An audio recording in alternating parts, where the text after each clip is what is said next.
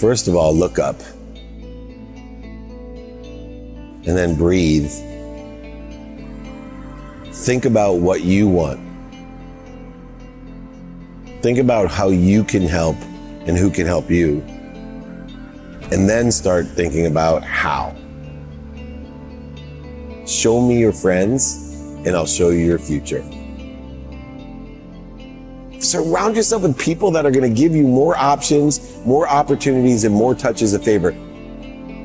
Surround yourself with people that feed you and feed them. It'll be amazing, the difference in your life. Take my advice, ask for help. Have an open mind. I promise you, each day will become easier. And pretty soon, you too will be an overnight success.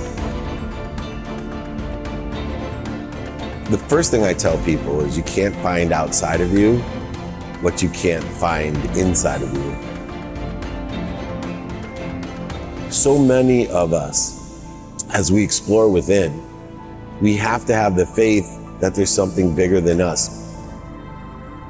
What are you doing today that you like? What are you doing today that you don't like?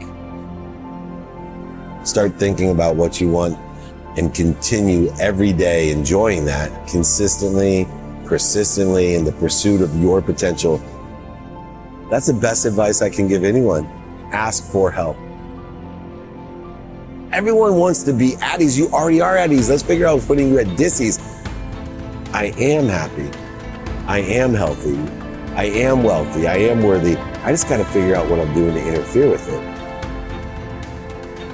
And this 8 is interfering with my truth, my potential, my love, the light, and the lessons of the journey that I've been blessed with full appreciation, acknowledgement, and the ability to dream and to ask for more.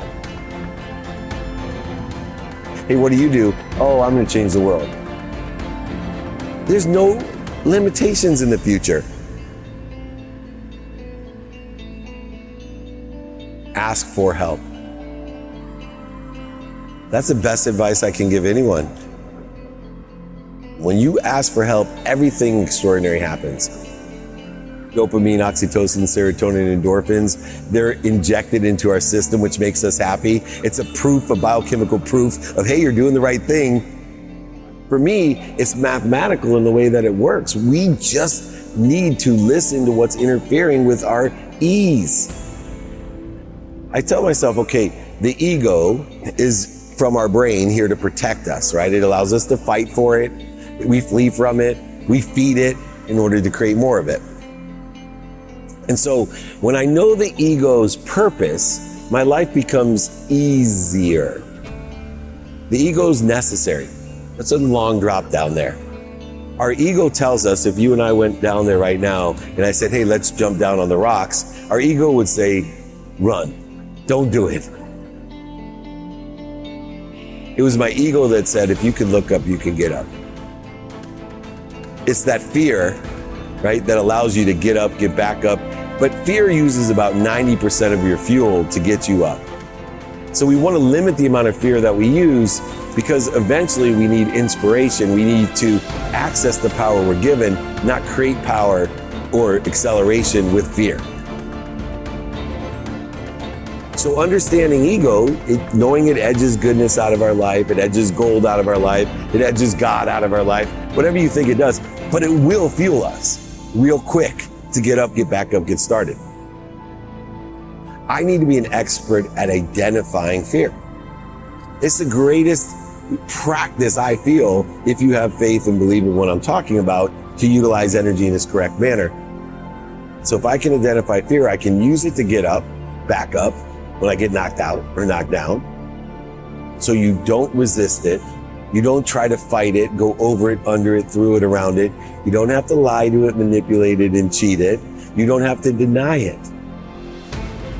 Simply practice identify when you have a need to be right, or a need to be offended, or a need to be separate, or inferior, or superior. How about just anxious, frustrated, guilty, resentful, or angry?